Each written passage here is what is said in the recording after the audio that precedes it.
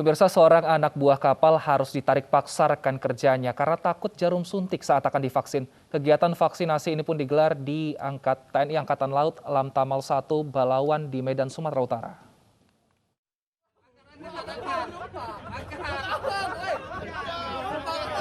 Seorang anak buah kapal tanker bernama Fajar ini memeluk erat salah satu tiang yang berada di kapal saat namanya dipanggil untuk suntik vaksin. Sejumlah rekan kerjanya pun terpaksa harus menarik Fajar lantaran ia terus berusaha menghindari suntikan.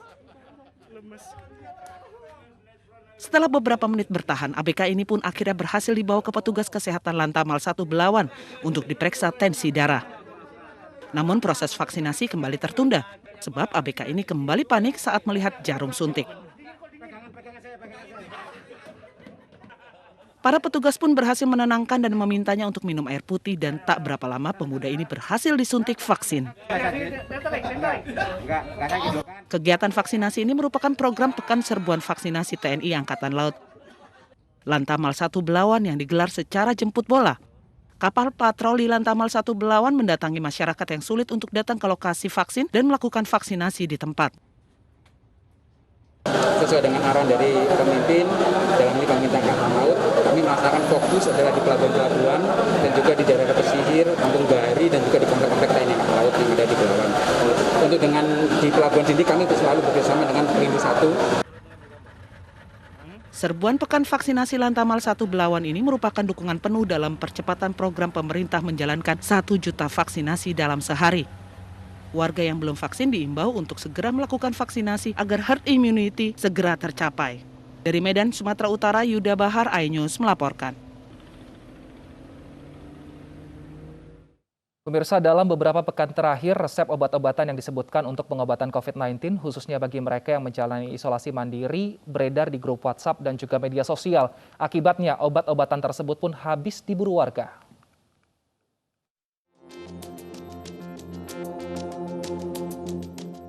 Beberapa nama obat dikabarkan bisa menyembuhkan pasien COVID-19 beredar di media sosial seperti ivermectin, azithromycin, dan dexamethasone.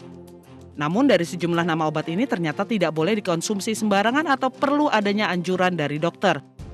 BPOM telah mengingatkan bahwa obat-obat ini merupakan obat keras, seperti obat ivermectin yang merupakan obat antiparasit untuk obat mengatasi sakit akibat infeksi cacing, obat cacing yang masih dilakukan uji klinis oleh BPOM. Dan kami sudah menyampaikan bahwa ivermectin ini adalah obat keras yang harus dengan resep dokter. Sudah ditekankan pada data keamanan ivermectin untuk indikasi utama yang menunjukkan adanya toleransi yang baik sesuai dengan ketentuan tentunya apabila diberikan. Serta adanya jaminan keselamatan serta uji klinik karena ivermectin ini dapat digunakan bersama dengan obat standar COVID-19. Azithromycin, obat untuk mengobati infeksi bakteri di berbagai organ dan bagian tubuh seperti saluran pernafasan, mata, kulit, dan alat kelamin. Sedangkan dexamethasone biasanya digunakan untuk mengobati artritis, reaksi alergi, juga soal pernafasan. Daftar obat-obat beserta dosis yang diberikan untuk pasien COVID-19 yang diberikan oleh rumah sakit beredar di masyarakat, sehingga banyak masyarakat yang membeli dan menggunakan obat-obat tersebut tanpa konsultasi dengan dokter. Bahkan harga obat-obatan terkait terapi penyakit COVID-19 juga melambung tinggi dari harga biasa yang ditentukan pemerintah sehingga masyarakat kesulitan mendapatkan obat dengan harga terjangkau. Tapi jangan juga mengambil keuntungan dari kesulitan masyarakat. Saya melihat misalnya ivermectin itu sampai dihargai beberapa puluh ribu, padahal sebenarnya harganya di bawah Rp10.000 sudah ada marginnya di sana. BPOM mengingatkan seluruh konsumsi obat-obatan untuk pasien COVID-19 harus dengan resep dokter. Pasalnya, konsumsi obat tanpa resep bisa memperparah kondisi pasien atau menghambat pengobatannya. Tim Liputan iNews melaporkan. Tingginya kasus COVID-19 di tanah air membuat warga kini berburu obat-obatan walau tanpa resep dokter. Namun amankah dan juga efektifkah obat-obat ini untuk penyembuhan pasien COVID-19? Kita akan membahasnya bersama dengan Profesor Dr. Zubairi Jurban, Ketua Satgas COVID-19 Ikatan Dokter Indonesia. Selamat siang, Prof. Selamat siang, apa kabar, Mas? Kabar baik, Prof. Prof, bagaimana dengan fenomena ini? Apakah orang-orang yang mengkonsumsi obat-obatan seperti ivermectin ini bisa dikatakan aman untuk kedepannya? Apakah aman untuk dikonsumsi oleh semua orang? Iya, pertama obat yang masuk daftar yang harus pakai resep itu tentu ada alasannya dulu kenapa ada aturan demikian. Jadi yang keliru tidak hanya pasien yang membeli dan mengkonsumsi, namun harusnya apoteknya tidak bisa menjual langsung ke masyarakat.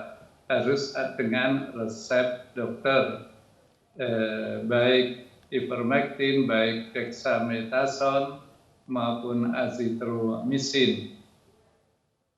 Artinya obat-obat ini tidak bisa beredar secara luas seperti itu ya Prof ya. Tapi apakah obat-obat ini benar bisa menyembuhkan pasien COVID-19, Prof?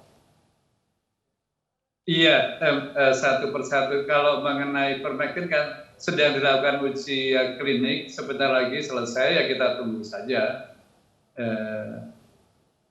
Yang kedua, dexamethasone itu memang banyak dipakai untuk alergi, ya, untuk asma, untuk pasien autoimun. Tetapi kalau dipakai untuk COVID-19 itu bermanfaat untuk yang memerlukan oksigen. Jadi kalau karena oksigennya rendah, nah itu baru bermanfaat. Kemudian azithromycin itu antibakteri. COVID-19 itu virus, jadi tidak bisa dibunuh dengan antibiotik, tidak bisa dibunuh dengan azithromycin. Namun kalau ada pasien dengan COVID-19 kemudian ada tambahan penyakit lain yang penyebabnya bakteri, tentu azithromycin bermanfaat. Nah itu dokter yang perlu mendiagnosis dan kemudian meresepkan. Belum diuji klinis artinya belum aman untuk dikonsumsi pasien siapapun ya Prof ya? Bukan, jadinya kan sebetulnya data mengenai ivermectin ini masih kontroversial, ada yang bilang bermanfaat, ada yang tidak, terus kita mau uji klinik sendiri ya, tunggu aja sebentar. Kira-kira berapa lama lagi kepastiannya, Prof, agar masyarakat juga ini mungkin bisa mengupdate informasinya? Penelitiannya mungkin 3-4 minggu, tapi interim reportnya mungkin bisa diharapkan 2 minggu. Jadi sudah ada laporan sementara, mungkin itu juga bisa dipakai bahan untuk BPOM akan mengizinkan atau tidak. Baik, kalau untuk obat yang efektif yang bisa dipakai oleh seluruh pasien positif COVID-19 selain 3 obat tadi, ivermectin, azithromycin, dan juga dexamethasone, adakah obat-obat lain mungkin yang bisa dikonsumsi oleh pasien COVID-19, Prof? Prinsipnya pasien yang OTG atau amat sangat ringan tidak perlu obat apapun. Jadi cukup tidur yang cukup, olahraga ringan, makan sayur, makan buah, tinggi protein, jadi misalnya susu, daging, telur itu perlu dikonsumsi. Nah itu kemudian istirahat itu sudah cukup.